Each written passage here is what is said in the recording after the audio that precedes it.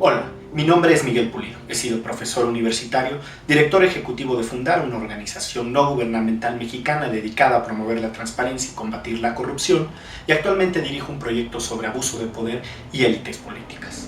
En esta clase nos ocuparemos de 4 puntos: la corrupción como problema endémico en México, sectores de la población más dañados por la corrupción, la evolución del problema y las políticas públicas e iniciativas no gubernamentales sobre esta materia.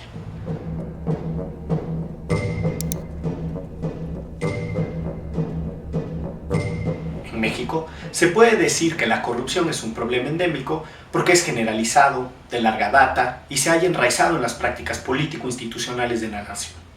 Tanto las estimaciones sobre el costo de los actos corruptos en las economías familiares y para la economía nacional, como las encuestas de percepción, colocan a México en lugares poco honrosos. En 2014, el índice anual de percepción de la corrupción elaborado por Transparencia Internacional situó a México en el lugar 103 entre 175 países. Es uno de los peores resultados para un país de América Latina. Los costos económicos también son considerables. El Foro Económico Mundial estima que la corrupción cuesta a México alrededor del 9% del Producto Interno Bruto. Transparencia Mexicana estima el gravamen de la corrupción en cerca de 40,000 millones de pesos, unos 3,000 millones de dólares.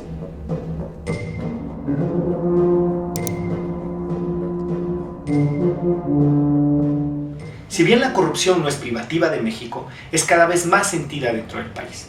Esta práctica se mantiene generalmente en la impunidad y afecta de forma más crítica a los sectores más pobres.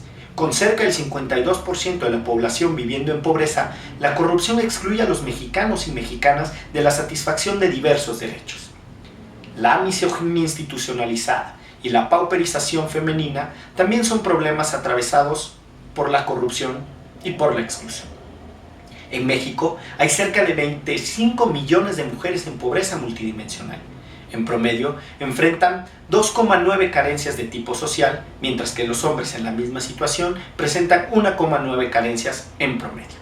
Las mujeres, asimismo, sufren discriminación en el mercado laboral, además de las normas sociales que les asignan mayores responsabilidades dentro del núcleo familiar. Por estas razones, en los últimos años se han desarrollado políticas focalizadas a favor de las mujeres. Entre ellas, destacan las transferencias económicas condicionadas en efectivo, tales como el llamado Programa Oportunidades, Hoy Prospera.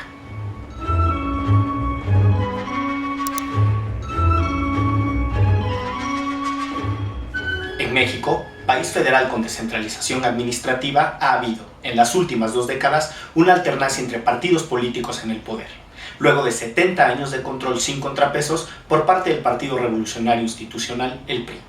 Como consecuencia, ha habido cierta liberalización política. Con todo, la administración del Estado es sumamente compleja y difícil de fiscalizar o evaluar. Junto a una mayor competitividad en las elecciones, se han sucedido más casos y escándalos de corrupción.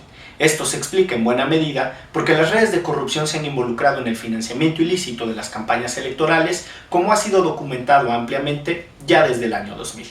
Como consecuencia, los sistemas de control electoral se perfeccionaron, pero sin grandes resultados más allá de un par de casos de alta visibilidad.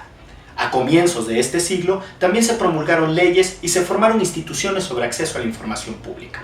Hubo presión ciudadana por mayor transparencia para combatir la corrupción que llegó a alcanzar grados inaceptables. Es dudoso, sin embargo, que la transparencia haya inhibido los actos corruptos. Eso sí, hay un debate social de este problema que inició recientemente y que se focaliza en la mayor información y documentación en comparación con el pasado.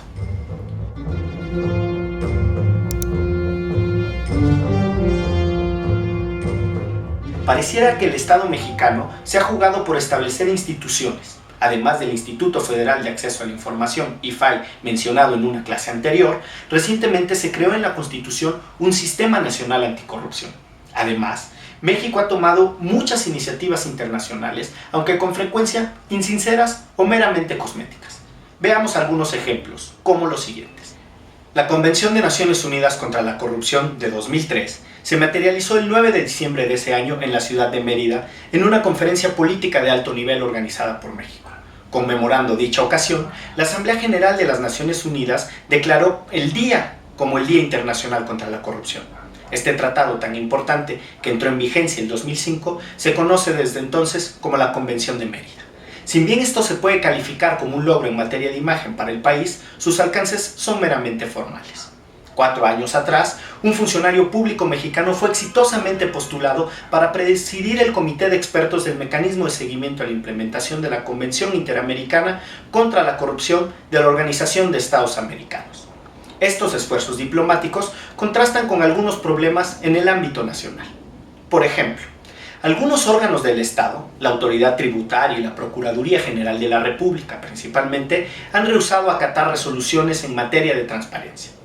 Otra contradicción es la propuesta presidencial de abolir la Secretaría de la Función Pública, instancia encargada del combate a la corrupción en el gobierno federal y de la implementación de los mecanismos de control en la administración pública.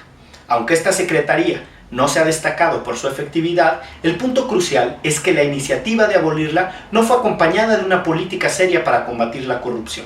La mencionada secretaría estuvo sin secretario muchos años y subsiste meramente en tanto no se cree una institución que la sustituya.